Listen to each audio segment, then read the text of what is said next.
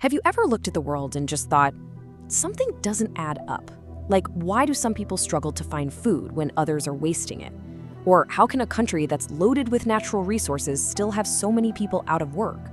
Well, these aren't just random, confusing questions. They're actually all symptoms of one single fundamental issue. And in this explainer, we're going to break down that basic economic problem that honestly explains just about everything.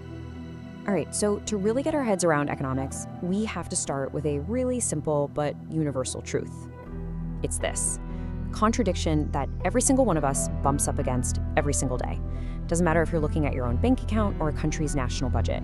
We live in a world of limits. So let's take that first question. We see this all the time, right? Unbelievable wealth and abundance, and it's happening right next door to genuine, serious need. How is that even possible? How can both of those things exist at the exact same time? It really feels like a paradox, doesn't it? Or what about this one? You've got a country that is literally sitting on a gold mine, or an oil field, or diamond mines, you name it. The wealth is right there, under their feet. And yet, so many people in that same country can't find a job. The riches aren't turning into paychecks and a better life for everyone. So what is going on there? Okay, now let's bring it right back to you. You know that feeling? That nagging sense that no matter how much you get or how much you have, it's just never quite enough? That's not just some personal failing. That feeling is actually a crucial piece of this entire economic puzzle. So, believe it or not, the answer to all of these big, confusing questions, it all comes down to one single, powerful concept: scarcity.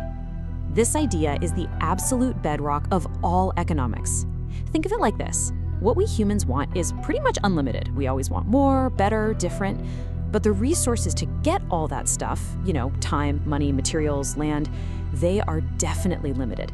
And that gap, that fundamental tension between our infinite wants and our finite resources, that's the entire reason the field of economics even exists.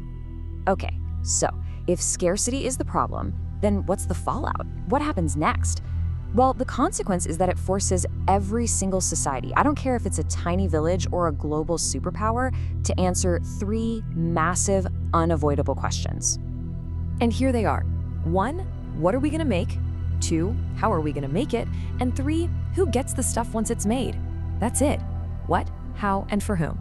These are the three fundamental questions of economics, and how a country decides to answer them, well, that defines its entire economic system.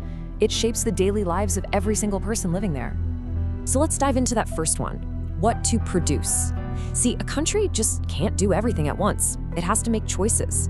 So should Nigeria, for example, focus its energy on agriculture or on building a new tech sector? Or what about Ghana? More investment in cocoa farming or in growing its tourism industry? And think about the US budget. More money for defense or more money for healthcare? Every time you choose to produce one thing, you're also choosing not to produce something else. It's a trade-off. Okay, next up, how to produce. Basically, do you use a ton of people or a ton of machines? If you use more people, that's called labor-intensive. Think about a big road construction project in Nigeria where the goal might be to create as many jobs as possible. But if you use more machines, that's capital-intensive. That's like road construction in Japan, where maybe the top priority is speed and getting it done with perfect precision. And look, neither way is automatically better than the other. They just show different goals and priorities. And finally, we get to the third question. And this is probably the most controversial one. For whom? Once all the goods and services are produced, who gets to enjoy them? Should it be the wealthy, the people who can afford to pay the highest price? Or should things be shared more evenly among the poor? Should we focus on developing our cities or our rural areas?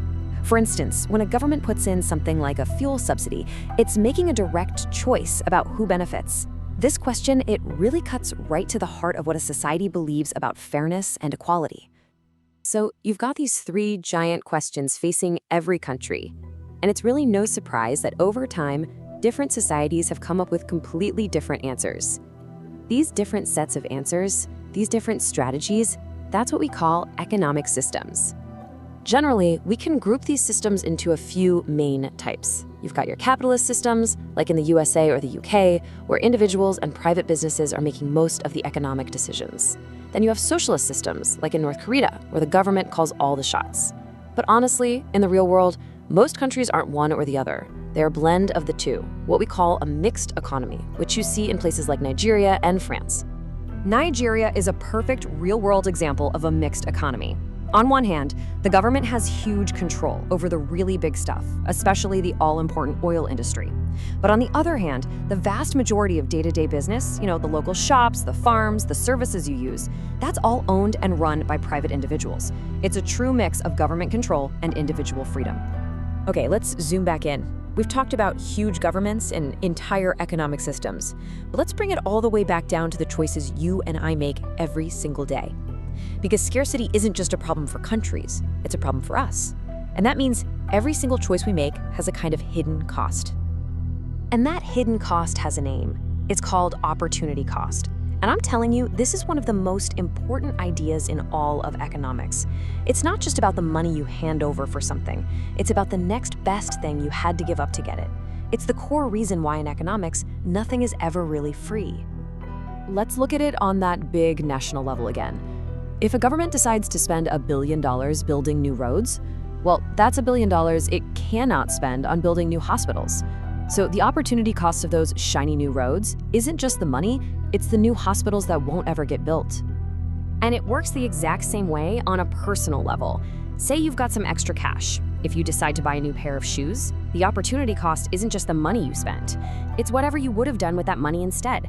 Maybe it's the data you can't buy for your phone now. That's the real cost, the next best thing you had to pass up. So we've covered a lot, right? We've talked about scarcity, the 3 big economic questions, and this idea of opportunity cost. But what does all this really mean for you? How does all this high-level stuff actually connect to your life in this massive, complicated economy? Well, here's the most important takeaway of all. You are not just a spectator in this whole thing. Not at all. Every single time you spend your money, you are casting a vote. You're voting for what gets produced, how it gets produced, and who it gets produced for. Your choices, when you add them up with the choices of millions of other people, are what literally build the world we live in. So the final question I'll leave you with is this: what kind of world are you building with your votes?